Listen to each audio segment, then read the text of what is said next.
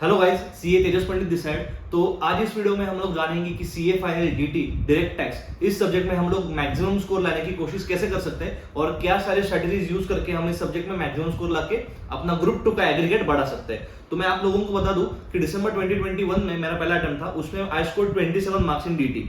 इतना घटिया स्कोर आया था मेरा, लेकिन जिस अटेम्प्ट में मैं पास हुआ उसका नेक्स्ट अटेम्प्ट मई 2022 में I increase my approximately 25 marks and I scored 51। तो ये पॉसिबल है। मतलब ये स्टोरी मैंने आप लोगों को इसलिए बताई कि अगर आपका भी ऐसा कुछ सीन है या फिर आपको डर लग रहा है तो marks can increase drastically if you follow the right track and if you follow the right path. तो मैं आप लोगों को रिक्वेस्ट करूंगा कि ये वीडियो प्लीज एंड तक जरूर देखना। हो सकता है आपको इस वीडियो से कुछ ना कुछ तो इन्फॉर्मेशन या फिर ऐसी स्ट्रेटेजी मिले जिसका आपका एग्जाम में बहुत फायदा हो सकता है। ठीक है, तो ये वीडियो एंड तक प्लीज जरूर देखना। तो चलिए शुरू करते हैं। तो सीए फाइनल डीटी, तो ये जो सब्जेक्ट है इसका सीए फाइनल में आने के बाद फाइनल में DT is the subject which will give you the heat of CA final. ये सब्जेक्ट पढ़ने बैठोगे ना तो आपको वो हीट महसूस होगी कि हाँ भाई फाइनल में आ गए, अभी लग रहा है पढ़ रहे, क्योंकि वो सब्जेक्ट ही इतना वास्ट है। मतलब DT is the most vast subject in CA final syllabus, दोनों ग्रुप मिला के। तो वो सब्जेक्ट हमें बहुत हीट देता है। तो हमें उस सब्जेक्ट को टैकल करने के लिए हम ज्यादा पढ़ के कुछ होने वाला है नहीं, हमें स्मार्ट पढ़ाई करके इस सब्जेक्ट को टैकल करना है। ठीक है, तो चलिए शुरू करते हैं स्ट्रेटेजी बताना। तो सबसे पहले DT is divided in two parts, you all must be knowing. One is अपना नॉर्मल डीटी और दूसरा इंटरनेशनल टैक्सेशन। तो भले ही ये दोनों चीजें अलग है लेकिन हमें पढ़ना है उसको पैरेलली। लेकिन कैसे पढ़ना है वो बताता हूं मैं। मतलब सबसे पहले पढ़ाई आपको करनी है इंटरनेशनल टैक्सेशन की, क्योंकि वो आता है 30 मार्क के लिए, राइट। तो इंटरनेशनल टैक्सेशन में कैसा सीन है, आपको बस 3 मेन टॉपिक्स आपने कर लिए ना, जो कि है ट्रांसफर प्राइसिंग, एनआर टैक्सेशन और डीटी डबल ए। ये 3 चैप्टर आपने कर लिए इंटरनेशनल टैक्सेशन के, तो आपको एक कंफर्ट आ जाएगा कि हाँ भाई मैंने सीए फाइनल के डीटी की इस सब्जेक्ट के अप्रोक्सीमेटली 20 मार्क्स सिक्योर कर लिए। लेकिन ये 3 चैप्टर्स आपको लग रहे होंगे बस 3 चैप्टर है, नहीं।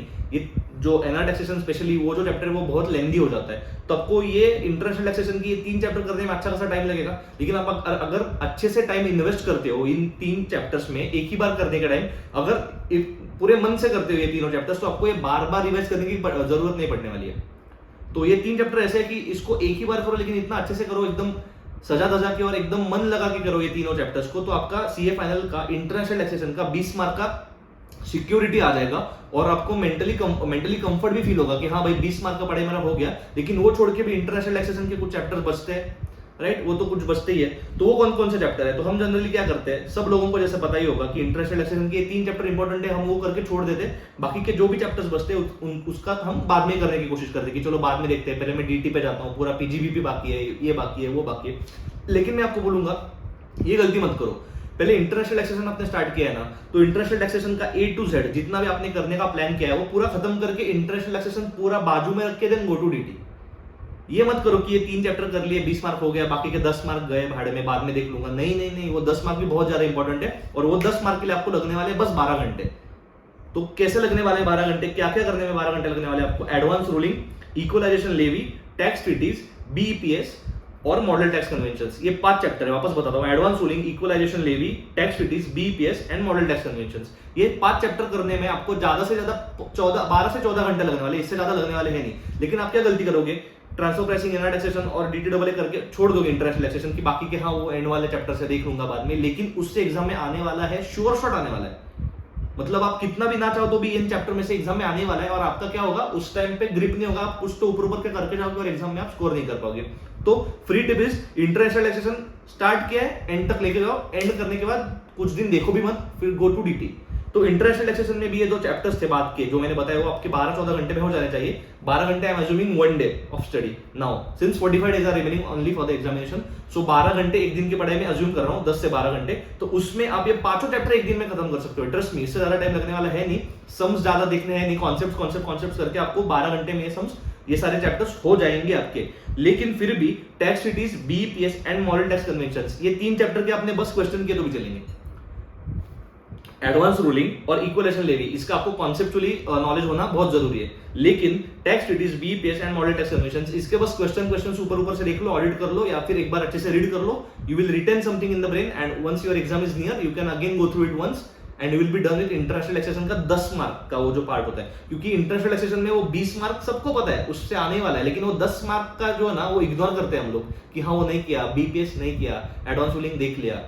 फिर क्या होता है, इक्वलाइजेशन ले भी, हाँ ऊपर ऊपर से देख लिया, अरे नहीं नहीं नहीं आने वाला है उससे, प्लीज अच्छे से करके जाओ, इंटरेस्ट रिलैक्सेशन प्लीज इग्नोर मत करना। तो एक बार साइकोलॉजी कैसे प्ले करती है कि डीटी बहुत वास्ट है यार, बहुत वास्ट है, बहुत बाकी है, लेकिन इंटरेस्ट रिलैक्सेशन हो गया मेरा, तो 30 मार्क्स मेरा हो गया, 30 मार्क का पढ़ाई मेरा हो गया, you will feel next level satisfaction if you go in piecemeal. मैं हमेशा बताता हूँ गो पीस मिल, पूरा ऐसा इकट्ठा लेके बैठोगे, यहाँ पे डीटी का बुक है, यहाँ पे पीजीबीपी खुला है, यहाँ पे एडवांस लिंक खुला है, यहाँ पे कुछ तो अलग ही खुला है, तो आपको बहुत ज्यादा प्रेशर आने वाला है।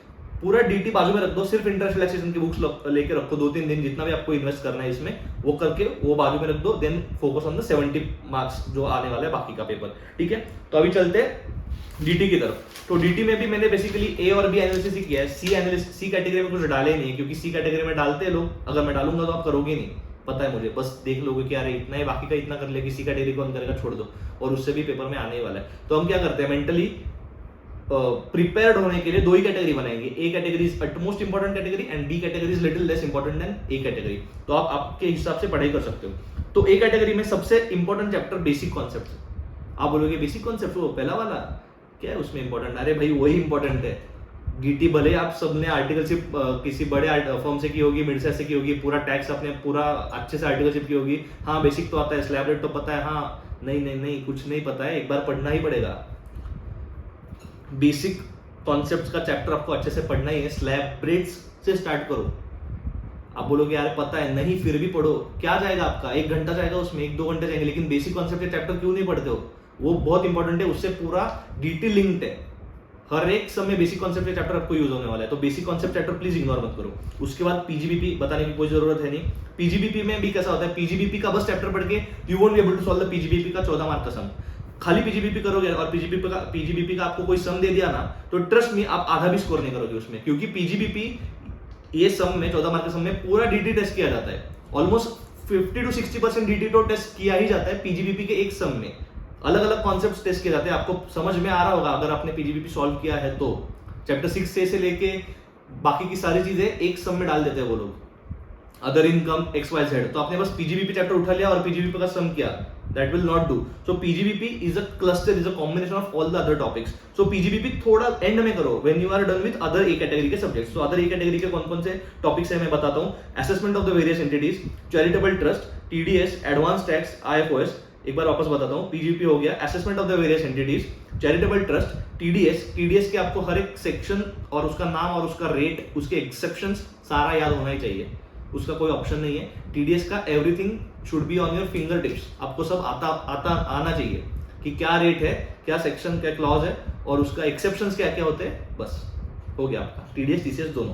एडवांस टैक्स पे इस बार सम आने की पूरी चांस लग रहे हैं मुझे। एडवांस टैक्स का एक सिंपल बेसिक सम आएगा, लेकिन आ सकता है, या तो एमसीक्यू में डाल देंगे वो 2 मार्क के लिए, या तो एक 5 मार्क का सम बना सकते हैं, लेकिन एडवांस टैक्स प्लीज इग्नोर मत करना। IFOS very important, income not forming part of the total income important. Chapter 6 से डिडक्शंस, प्लीज आपको ATC पता है, ATD पता है, बाकी की सारी चीजें पता है, लेकिन हाँ पता है प्लीज मत करो। ATG पता है, ऐसा बोलते हैं ना जो टैक्स में आर्टिकलशिप के होते हैं उन लोगों ने, कि अरे हाँ हमें आता है, एग्जम्पशंस पता है, चैप्टर 6 से सब पता है, मैं क्लाइंट को बताता हूँ, अरे नहीं पढ़ना बाकी आपका अभी भी। चैप्टर 6 से का डिडक्शंस का प्लीज इग्नोर मत करो, बहुत से डिडक्शंस से कोई भी टपक सकता है एग्जाम में, तो chapter 6A is very important from exam point of view. फिर आता है 2 ऐसे चैप्टर जो पता नहीं बहुत दिमाग को शॉर्ट लगाते हैं, वो है assessment procedures and appeals and revision. लेकिन लकीली ये चैप्टर्स थोड़े इजी हो चुके हैं अभी, और इसमें अमेंडमेंट्स बहुत है, तो ये चैप्टर पे आपको क्या फोकस करना है, अमेंडमेंट्स पे। Assessment procedures and appeals and revision, ये 2 चैप्टर में focus more on amendments. There are 90% chances कि एग्जाम में अमेंडमेंट्स वापस से टेस्ट किए जाएंगे इस बार, और वो छोड़ के भी अगर असेसमेंट प्रोसीजर्स पे एक बार रीडिंग करते हो या फिर एक बार कोई रिवीजन वीडियो देख लेते हो तो भी आपका कंफर्ट आ सकता है। लेकिन आई कैन अंडरस्टैंड ये 2 चैप्टर्स बहुत फ्रस्ट्रेटिंग और इरिटेटिंग हो जाते हैं, तो इसमें पूरा घुसो मत कि डिटेल में करूंगा, पूरा असेसमेंट पूरा फ्लो समझ लूंगा, सब कुछ याद रखूंगा, नहीं होने वाला है। बाकी का बहुत पढ़ाई बाकी है डीटी का, उस पर फोकस करो। Assessment procedures and appeals and revisions, focus on क्या बोलते हैं, अमेंडमेंट्स, ठीक है। Penalties again a very important chapter, penalties can come for minimum 4 marks in MCQ में पूछने लायक टॉपिक बनता है पेनल्टीज, या फिर पेनल्टी का एक सम आ सकता है, क्योंकि पेनल्टी का सम अभी आया नहीं है रिसेंट पास्ट में, तो पेनल्टीज का एक सम डाल सकते हो, चांसेस थोड़े कम ही रहते हैं, लेकिन कर लो। ये एक कैटेगरी का बता रहा हूँ। और मिसलेनियस प्रोविजंस, भले नाम मिसलेनियस दिया है लेकिन still you have to do it, it is very important. तो वापस एक कैटेगरी एक बार फ्लो में पढ़ता हूँ मैं। Basic concepts, PGBP, assessment of various entities, charitable trust, TDS, advance tax, IFOS, income not forming part of the total income, chapter 6 AK deductions, assessment procedures, appeals and revision, penalties and miscellaneous provisions. तो ये जो chapter था assessment of various entities, इसमें जो sums है छोटे छोटे sums आपको मिलेंगे क्वेश्चन बैंक्स में या फिर मॉड्यूल में, इतना सम होता है, एक पेज का सम होता है, लेकिन ऐसा जरूरी नहीं कि वो एग्जाम में सम 5 मार्क के लिए आए। हमारे आइटम में कैसा होता है या फिर कुछ एमसीक्यूज आईसीए ने कैसे दे रखे कि ये पूरा एक सम आपको एमसीक्यू के तौर पे मिलेगा 2 मार्क के लिए। आप जब एग्जाम में एमसीक्यू देखोगे यार आप बोलोगे यार ये तो सम था मेरे बुक में, इसका सम था, इन्होंने इसका 2 मार्क का एमसीक्यू बनाया, तो उसके लिए आपको पूरा सॉल्व करना पड़ेगा क्या? तो हाँ, पूरा सॉल्व करना पड़ेगा। तो नॉट नेसेसरी कि ये बाकी के सारे असेसमेंट प्रोसीजर्स के जो चैप्टर्स है, छोटे चैप्टर्स, इलेक्टोरल ट्रस्ट पकड़ के चलो, पॉलिटिकल पार्टी लेके चलो, कि उसका पूरा एक सम ही आएगा, नॉट नेसेसरी। उसका एमसीक्यू में टेस्ट किया जा सकता है, लेकिन एमसीक्यू में उस लेवल पे टेस्ट करेंगे कि as good as you are solving a small sum for 2 marks. तो थोड़ा ध्यान रखना। फिर आते हैं बी कैटेगरी की तरफ। तो बी कैटेगरी में सबसे पहला चैप्टर है capital gain. Capital gain is such a kind of a chapter which is high investment very low returns. ऐसा हो जाता है वो चैप्टर, इन्वेस्ट ज्यादा करो, कुछ हाथ में आया तो आया, नहीं तो कुछ आता ही नहीं है हाथ में। तो कैपिटल गेन्स अगेन मेरी तरफ से I am keeping it in category B. If you are on a different track, आपको लगता है कैपिटल गेन बहुत इंपॉर्टेंट है, मुझे करना चाहिए, मुझे आता है, प्लीज करो। कैपिटल गेन मैंने खुद ने ऐसी कैटेगरी में रखा था, तो मैं आपको वही स्ट्रेटेजी बता रहा हूँ कि capital gain is high investment low returns, keep it in B category. ज्यादा उस पर टाइम इन्वेस्ट करने की जरूरत है नहीं। इंपॉर्टेंट टॉपिक्स जो आपको लगता है वो देख लो एक बार, बस हो गया। फिर political parties, electoral trust, income from others income not included in the total income, income tax authorities, dispute resolution, offences and prosecution, liability in special cases, ये सारे चैप्टर्स थे, वो सारे बी कैटेगरी हो जाते हैं। वापस पढ़ता हूँ, capital gain, political parties, electoral trust, income of other not included in the total income, income tax authorities, dispute resolution, offences and prosecution, liabilities in special cases.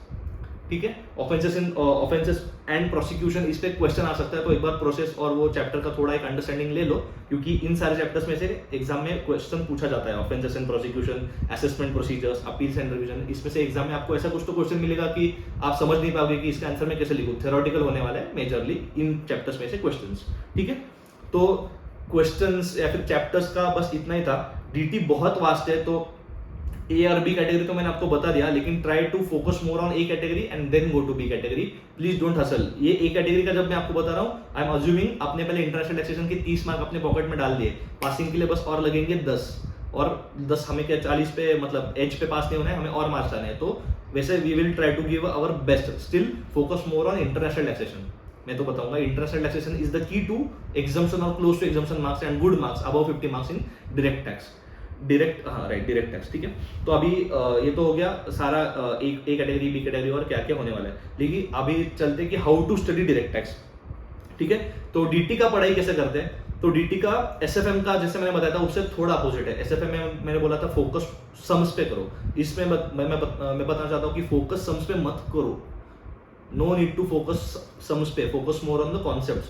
यही गलती मैंने की थी, जिसकी वजह से मुझे 27 आया था फर्स्ट अटेम्प्ट में। मैंने कॉन्सेप्ट तो देख ही लिए, लेकिन मेरा बहुत ज्यादा टेंशन होता था कि कॉन्सेप्ट तो ठीक है यार कर लिए, लेकिन इतने बड़े बड़े सम्स है डीटी में, पूरा टैक्स निकालो, उस पे ये करो वो करो, तो मुझे आएगा कि नहीं। तो पूरे सम्स देखते रहा मैं, बस सम्स, लेकिन उससे कुछ आउटपुट हुआ ही नहीं। एग्जाम में बहुत कम मार्क्स आए मुझे। इस अटेम्प्ट में मैंने अप्रोच चेंज किया। I focused on the sums but selective sums. मैंने सम्स को ऑडिट किया, पूरा घुसा नहीं, और हर एक सम देखना जरूरी नहीं है, बहुत ज्यादा टाइम लगेगा उसमें। Focus more on the concepts, know the concept, understand the concepts. उससे क्या होगा, आप एमसीक्यू भी सॉल्व कर पाओगे, और कोई बड़ा सम आता है तो आपको सम्स देखे हैं आपने, इसलिए you know how to solve, how is the pattern, format क्या होता है, and you can apply the concepts in that format, और आपका आंसर का फ्लो बैठ जाएगा, and you will be able to solve the sum fully and you will get good marks, trust me. So पहला tip आपका ये है कि don't focus on sums, focus on the concepts. आप जैसे ही सम्स करने बैठोगे आपको लगेगा 5 घंटे आप सम्स ही कर रहे हो, you are on the wrong track, trust me. एक टॉपिक लो, उसका पूरा डिटेल में जाके घुस के पढ़ाई करो, दिमाग में फिट करने की कोशिश करो, उससे रिलेटेड सम्स देख लो, एक बार देख लो, बता रहा हूं मैं, प्लीज देख लो, ऑडिट कर लो, खत्म। सम्स पे ज्यादा फोकस करना ही नहीं है।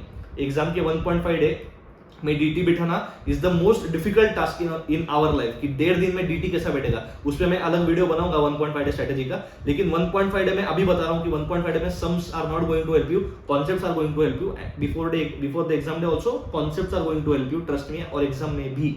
तो पहला टिप था focus less on sums, more on concepts, because solving will take a lot of time. ठीक है। सेकंड तो मैंने बता दिया कि ऑडिट करो सम्स का, बस ऊपर ऊपर से ऑडिट करो, लेकिन कुछ टॉपिक्स है फॉर एग्जांपल पीजीबीपी, उसका एक दो सम सॉल्व करके देखो, ऑडिट करके कुछ होने वाला है नहीं। डायरेक्टली एग्जाम में जाओगे तो 14 मार्क का सम सॉल्व करना आना चाहिए, कैसे पैटर्न होता है, कैसे फॉर्मेट होता है, कहाँ पे क्या लिखना है, अमाउंट, पर्टिकुलर्स, XYZ, वो एक बार देख लो।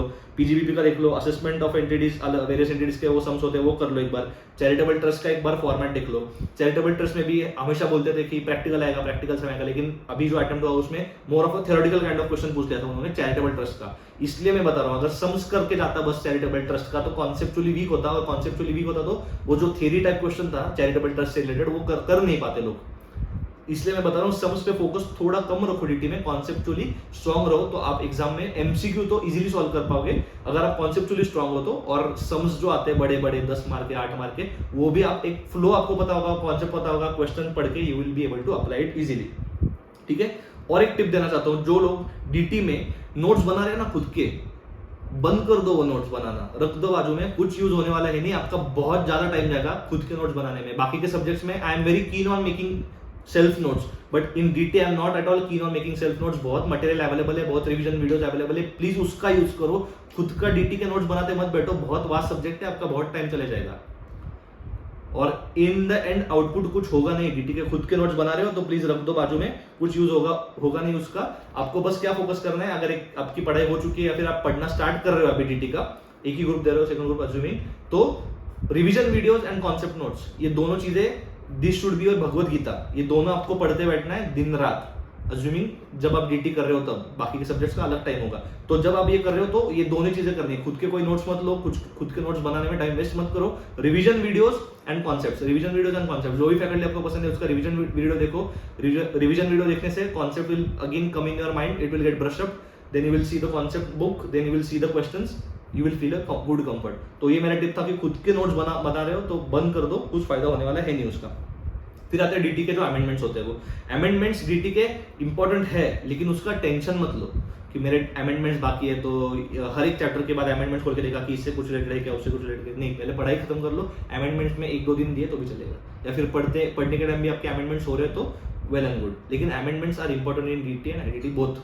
डीटी में टेस्ट किए जाने वाले अमेंडमेंट्स, तो अमेंडमेंट्स को इग्नोर मत करो, लेकिन अमेंडमेंट्स का टेंशन मत लो कि अरे हाँ यार बहुत अमेंडमेंट्स है इस बार, बहुत अमेंडमेंट्स है, डिस्कस करते हैं ना हम लोग, कोई बोला बहुत अमेंडमेंट्स है तो बोले का हाँ है, लेकिन हो जाएंगे, खुद पे विश्वास रखो, अमेंडमेंट्स है हो जाएंगे, कर लूंगा मैं, ठीक है। तो amendments are very important, amendment से क्वेश्चंस पूछे ही जाते हैं, 110% डीटी में अमेंडमेंट से वो पता नहीं इतना मतलब बन ही गया, वो ट्रेंड बन गया कि अमेंडमेंट है, कुछ से क्वेश्चन आएगा ही, एमसीक्यू तो आएगा ही, श्योर शॉट एमसीक्यू में कुछ ना कुछ तो टेस्ट करेंगे अमेंडमेंट्स का। तो please please please focus on amendments, test मत लो, लेकिन कॉन्सेप्ट्स जो अमेंडमेंट हुआ है उसका आपका नॉलेज होना चाहिए, बहुत जरूरी है, you will score good marks in MCQs, ठीक है। फिर आते हैं एमसीक्यू बुकलेट की तरफ। एमसीक्यू बुकलेट अगर आप अभी खोल के बैठे हो तो एक काम करो, एक टिप देता हूं मैं आपको, ऐसा बंद करो और बाजू में रख दो, क्योंकि आपका उसमें बहुत टाइम जाएगा। डीटी के जो एमसीक्यू बुकलेट बनाया ना आईसीए में, एक एमसीक्यू केस सिनेरियो करने में आपका बहुत ज्यादा टाइम जाने वाला है, तो वो प्लीज करते मत बैठो कि एक एमसीक्यू सॉल्व कर रहा हूं मैं, केस सिनेरियो लेके बैठ गया, पढ़ाई बाकी है फिर भी कर रहे हो, दैट इज वेरी रॉन्ग। पढ़ाई आपकी डीटी की हो चुकी है और सेल्फ टेस्टिंग के लिए आप वो कर रहे हो, then you are on the right track, लेकिन आपकी पढ़ाई होना बाकी है, आप बस देख रहे हो कि आज मैं 10 केस सिनेरियो सॉल्व कर लूंगा, उससे मुझे कॉन्सेप्चुअल क्लैरिटी आएगी, तो ऐसा कुछ होने वाला है नहीं, आपका टाइम जाएगा, बहुत ज्यादा टाइम जाएगा। तो केस सिनेरियो डाइजेस्ट या फिर जो भी बुकलेट है वो केस स्टडी बुकलेट वो बाजू में रख दो, पहले पढ़ाई पे फोकस करो। If at all you have time in the end, just open a random case scenario and try to solve it, कि आपको कॉन्सेप्चुअली स्ट्रांग है और आपको रिटर्न हो रहा है कि नहीं, आपको याद आ रही है कि नहीं चीजें।